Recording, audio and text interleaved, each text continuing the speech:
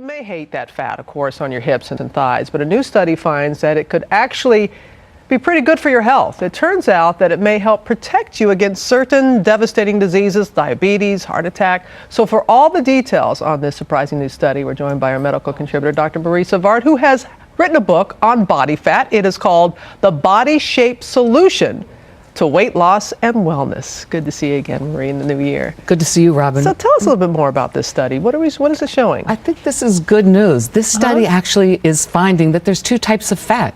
That women in general, more than men, store this lower body fat, and this lower body, it looks like this lower body fat actually traps, it works and it's healthy because it traps those fatty acids, the dangerous fats that lead to inflammation. And furthermore, although this is bad news, once you store that fat, you don't get rid of it. It pretty much stays there except for extreme circumstances, maybe starvation, let's say, or breastfeeding. On the other hand, it also seems to produce inflammation factors that actually block the inflammation and lower the risk of heart disease and diabetes. So it is good news about this lower body fat. Yeah, and be specific about that, because I know you and others have often talked about the belly fat being not for men or women. That is not good for us, but you're talking specifically about where? Yes, well, everyone has heard that description of apples versus pears. Okay. And as it turns out, if you ask yourself the simple question, where do I gain that weight? That will help you figure out what you are, where you store fat. So let's take pears, for instance. And most women tend to be more pear-shaped than men. If you gain your weight in your lower body, in your butt, hips, and thighs, and lower legs, and are kind of smaller in your waist and upper body, that's that classic pear shape, the healthy body shape. On the other hand, if you're more apple-shaped, and again, men tend to be more apple-shaped, that means you tend to gain weight in the belly, deep into the belly. That's where the dangerous fat is, what's near the liver, the spleen, that causes inflammation factors, leads to heart disease and diabetes.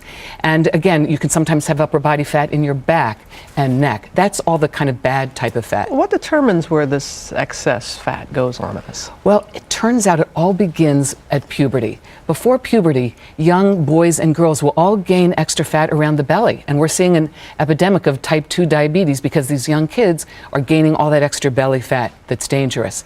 At puberty, around the age of 8 to 13, a young girl's body will change. When her ovaries kick in, she will start packing on weight, that extra fat, in her butt, hips, and thighs, giving her that protection. But then, as women go through menopause, wouldn't you know it, our bodies change again, our ovaries shut down, we start to gain weight around the middle, and then we begin to be at risk as well for more heart disease, diabetes, etc. And how can we go about changing our shape? There's a great commercial that's airing right now, and it has like two caricatures of a man and a woman, and she says, you know, I went on a diet and look how much I lost. And then the man and her husband's right next to her, and he lost all this weight, and his shape completely changes, and the woman did the same exact thing and barely changed at all. Well, if you listen to this research, it's saying we want to gain, we want to kind of lose it in the middle and pack it on around the thighs. Okay. Well, you can't do that. Nature hasn't given us an easy way to do that, and I'm not suggesting just increase your calories and hope that you can pack it on there. But they actually are looking at genes that turn on and off fat distribution and are looking towards medications. There may be some in the future, but in the meantime, we can all, and most of us do, have a little too much belly fat. We can work on that. It turns out exercise first, 30 minutes of walking a day makes a big difference in starting to shrink that belly fat, even before you lose pounds on the scale. Okay. Second is diet. Just a plant-based diet full of high fiber, low sugar, anything that stops that insulin surge, which is what packs on that belly fat, and then switching to the healthy oils, olive oil, canola oil. And let me say something else. What about liposuction? People often ask. It turns out, and I'm worried, that all this liposuction, especially in young girls of their butt, hips, and thighs, may be removing that protective, healthy fat. Because there has been some research that suggests that you might then just start gaining in the middle instead. And there was another big study looking at removing belly fat around the middle. Does that improve your risk? It turns out it does not, because when you do liposuction of the belly, you're removing the fat right under the skin, not that deep organ fat, and that's the more dangerous fat. All right, Marie, thank you so much. This is fascinating, to say the least. I know we'll have you some good news. Yeah, and a great book that you have too that helps explain more of that too. You can go to abcnews.com to get more expert advice from Dr. Marie Savard.